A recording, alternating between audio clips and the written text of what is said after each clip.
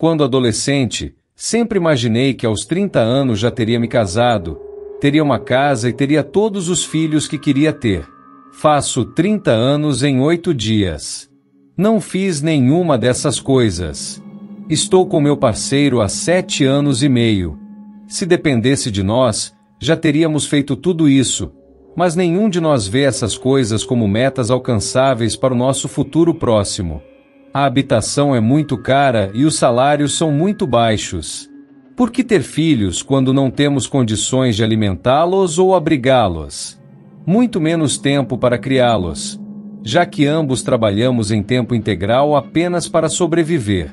E sem tudo isso, o casamento parece tão inútil. Por mais que desejemos poder constituir família, não temos incentivo para fazê-lo. Fim de citação. Tradução livre do inglês. A razão pela qual as pessoas têm menos filhos não é porque magicamente as pessoas param de ter filhos quando passaram a viver mais, mas porque o nosso estilo de vida é incompatível com ter filhos. Quando as mulheres foram incorporadas ao mercado de trabalho, a jornada de trabalho deveria ter sido reduzida proporcionalmente. Estamos trabalhando mais por menos, não temos tempo nem para nós mesmos, muito menos para cuidar dos nossos filhos, e grande parte dos bens básicos, como casa e saúde, foram sequestrados para uma pequena parcela da população viver de uma parte do trabalho de outras pessoas.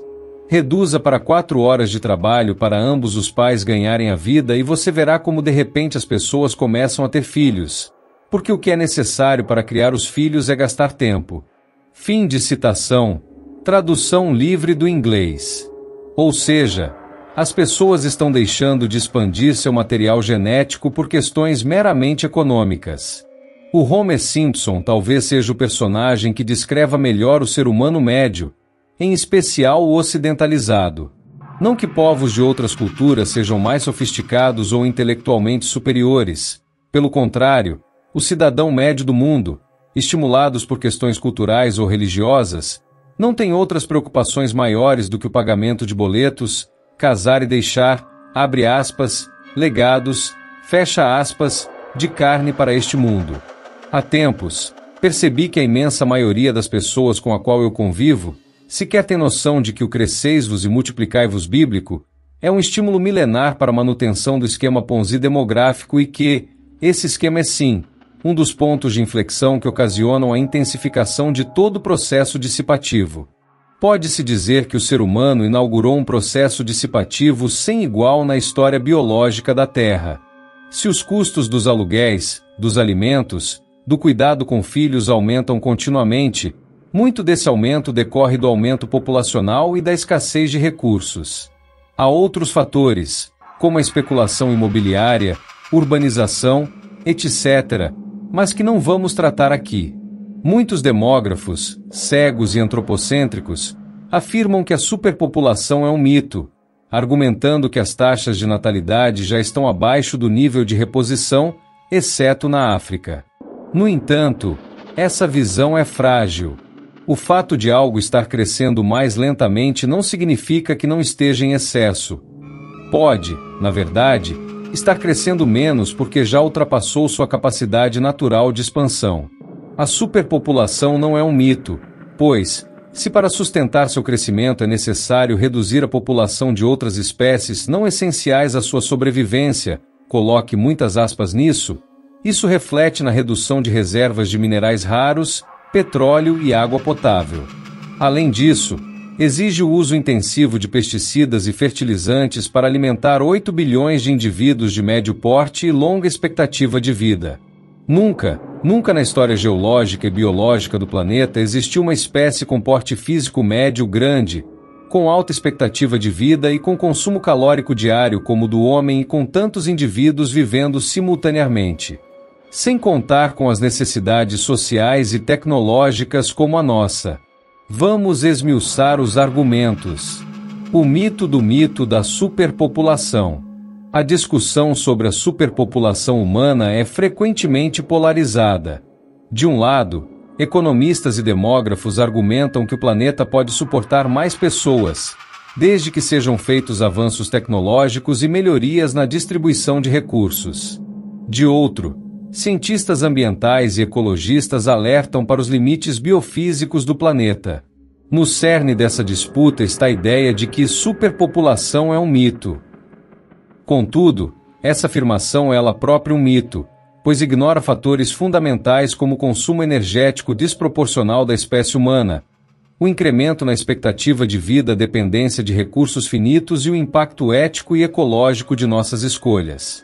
Indivíduos de grande porte com alto consumo energético. O ser humano é uma anomalia biológica no planeta.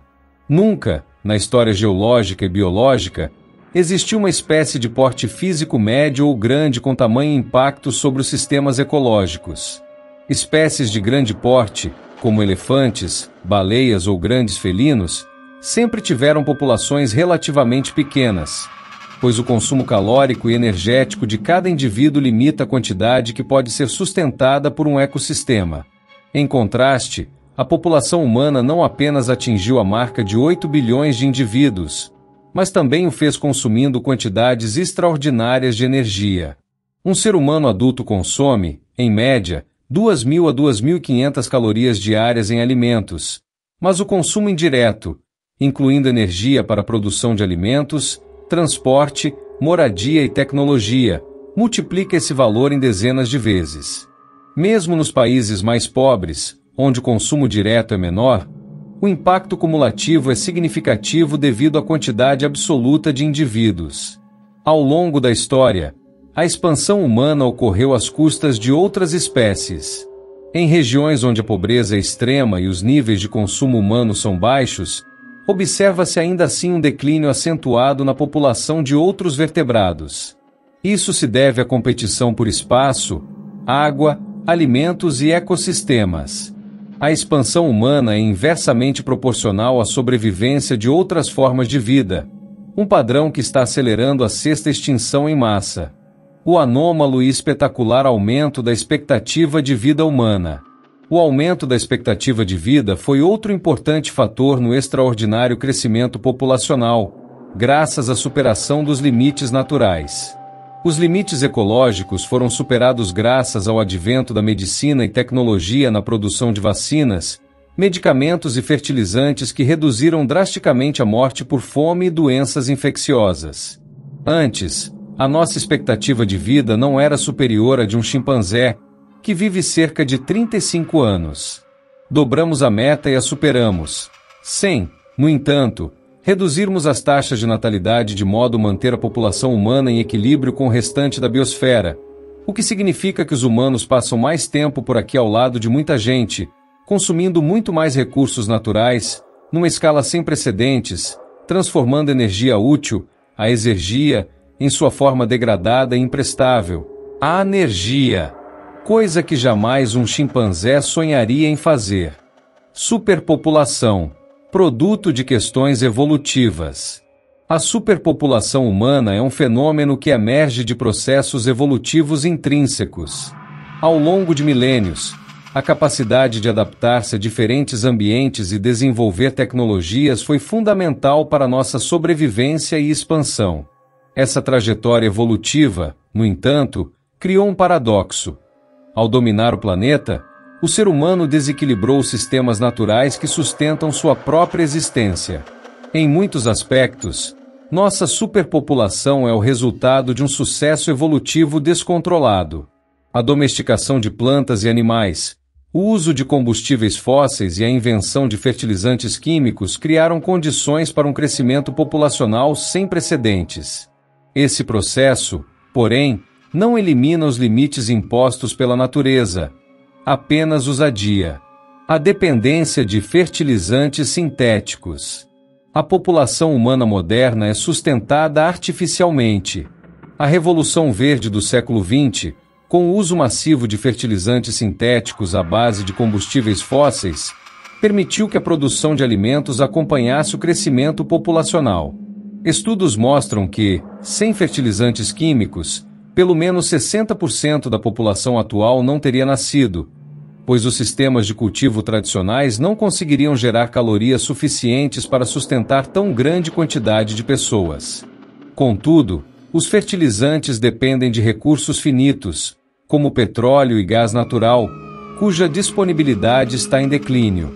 Além disso, o uso excessivo desses insumos causa degradação do solo, poluição da água e emite gases de efeito estufa, contribuindo para as mudanças climáticas. Sem fertilizantes, não apenas enfrentaremos crises alimentares, mas também um retrocesso demográfico drástico. Ou seja, a grande massa humana atual é comparável a uma pessoa diagnosticada com morte cerebral que se mantém viva, vegetando, por aparelhos. Não achei analogia melhor. Superpopulação como um tipping point. A superpopulação humana é um tipping point, um ponto de inflexão onde as pressões sobre os sistemas naturais ultrapassam sua capacidade de se regenerar. A população não pode ser analisada isoladamente. Ela está intrinsecamente conectada aos níveis de consumo e à eficiência tecnológica. Mesmo que reduzíssemos o consumo per capita em países desenvolvidos, o impacto cumulativo de 8 bilhões de pessoas continuaria sendo insustentável. A pressão humana sobre a Terra se manifesta em diversos aspectos. Perda de biodiversidade. A agricultura e a urbanização transformam habitats em monoculturas ou áreas construídas. Exaustão de recursos hídricos. Muitos sistemas de água doce estão sendo sobrecarregados para atender à demanda humana.